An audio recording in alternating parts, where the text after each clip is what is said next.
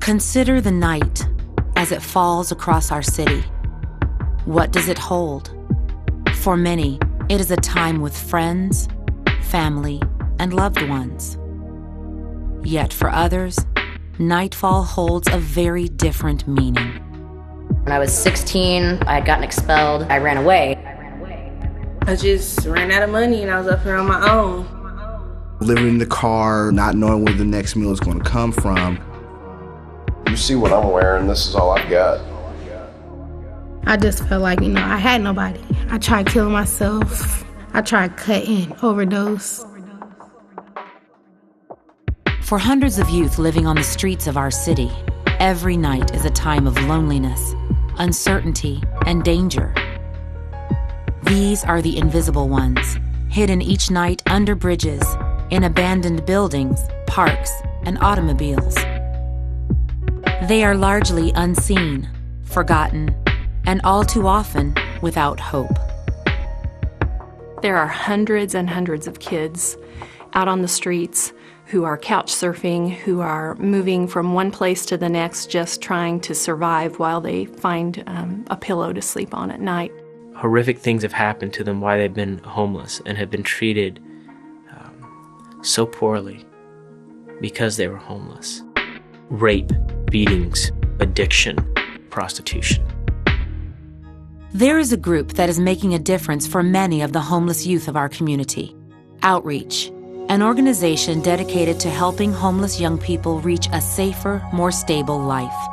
One night, made peanut butter and jelly sandwiches and found some blankets that I had and a couple pairs of socks and some bottled water, and simply started going out onto the street, really not knowing where to go, what I was going to find, what I was going to encounter, and just started connecting with teenagers. And it just took off in this direction, connecting with kids under a bridge or an abandoned building, just being there with them. Actually reaching many of our city's homeless youth is a difficult process. So Outreach maintains a street initiative that goes out into the night to find and help young people without homes. Sometimes it's hard to even distinguish who's homeless and who's not when you're just walking around on the streets. Many times, street outreach, we're going out and hanging out with youth that we've known for, 16, 17 months and bringing that relationship to them. And it's taken them a year and a half of repeated interaction on the streets before they feel comfortable or safe enough to come into outreach. Yeah, do you know, hello, how you doing? I wonder if you know my boy, Cliff. They call him Uncle Cliff. As an extension of this mission, Outreach operates a drop-in center where homeless teens can seek refuge, find something to eat, and someone to listen.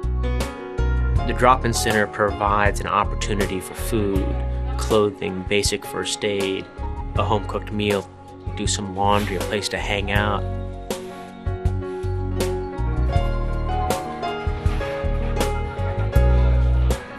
We operate in a house, so you're not walking into an institutional setting, you're walking into what is inviting and welcoming and friendly. So it's delicious, tasty, 15. Well, I had that. I thought you was Everybody knows how it is. Lord God, Heavenly Father, bless these things we give. Wish we did in Jesus Christ, Lord, amen. When possible, helping young people achieve success in school by continuing their education is a priority for Outreach. It's so hard to think about education when you're trying to think about where your next meal is going to come from or, how are you going to make it through the next night. That's why many schools have teamed with Outreach through the GOAL program. It's an acronym that stands for Graduation, Occupation, Address, and Lifestyle, which are the areas that we try to help the youth with that are in school. There was a need to go into the schools and assist students that are homeless to graduate. Just being there and being effective in assisting some students who didn't have support or all the support they needed to be successful. It felt like I didn't have support at home, but knowing that I had that support system at school and through outreach, it's the reason why I'm here today. He just needed a little bit of support to get him over that hump, just like he said. And then he did get on and has done really, really well. Altogether, outreach steps into the gap that faces many homeless young people, helping them find jobs, housing, medical care, and the range of needs that face homeless youth as they achieve self-sufficiency. Such was the case for LaToya and her outreach caseworker, Michaela. My uncle threw me out in the middle of the night. I didn't know what to do. So Michaela ended up letting me know on some different housing situations. I moved into Stopover, the transition living program. In addition, outreach case managers build relationships and help many homeless youth overcome their emotional and spiritual struggles. LaToya, she is a young woman still in high school and had experienced a lot of loss in her life. So part of our task at hand when she first came was just to be good listeners. I look at Michaela as like an older sister. I wouldn't be in school if it wasn't for outreach because Michaela motivated me. And she encouraged me and she kept me going. She was an inspiration. I learned so much from our youth, and I think that's another thing that kind of sustained me at outreach are their stories. They continue to choose life when life feels hopeless. It's all these things that kind of surround them that manifest in this beautiful, redemptive picture of hope. Tomorrow will come. The sun will rise tomorrow. We cannot stop it. We'll get through this, and we'll get through this together. Every night in our city, there are young people in need.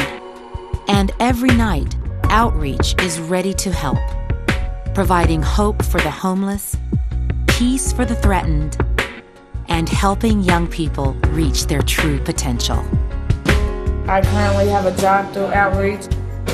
I won class president. Once I get my GED, I'm going to college. Now I'm at Eastern Illinois University, finishing up next year. It's actually giving me a future to look forward to.